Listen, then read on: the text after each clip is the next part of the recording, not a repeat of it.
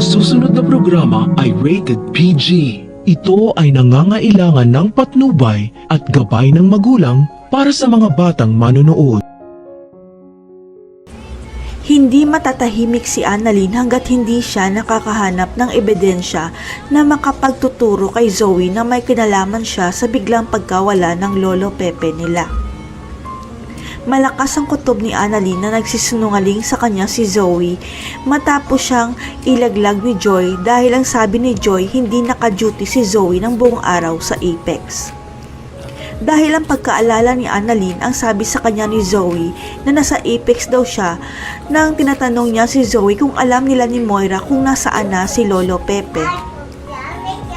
Si Zoe at Moira kasi ang tinuturo ng driver na huling kausap at kasama ni Lolo Pepe kaya sila ang prime suspect sa pagkawala ni Lolo Pepe kahit na magsinungaling pa sila. Mas lalo pang lumakas ang kutob ni Annalyn nang sinabi sa kanya ni Luke na hindi sila magkasama ni Zoe sa Apex dahil ang sabi sa kanya ni Zoe magkasama daw sila ni Luke. Kaya nagpatulong na si Annalyn sa mga kaibigan niya sa Apex para maghanap ng ebidensya katulad ng mga resibo para matukoy kung saan pumunta si Zoe.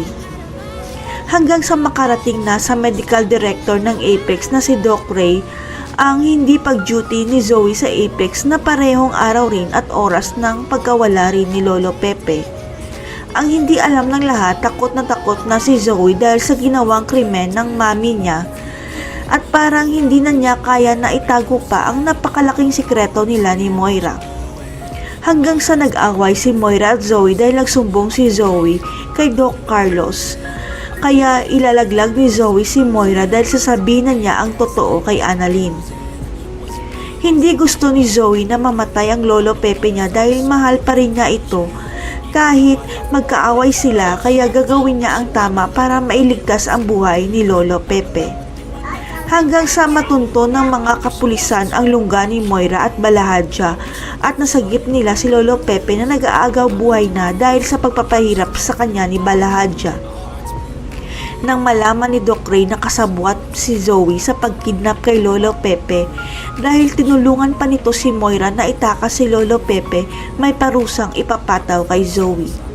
Dahil nakaabot na sa PRC ang krimeng ginawa ni Zoe kay Lolo Pepe, kaya tatanggalan siya ng lisensya para hindi na siya makapanggamot pa dahil hindi na siya lisensyadong doktor. Tama lang kaya ang naging parusa kay Zoe na matatanggalan siya ng lisensya. Mapapatawad pa kaya ni Lolo Pepe si Zoe dahil sa pagkampi niya kay Moira? Abangan.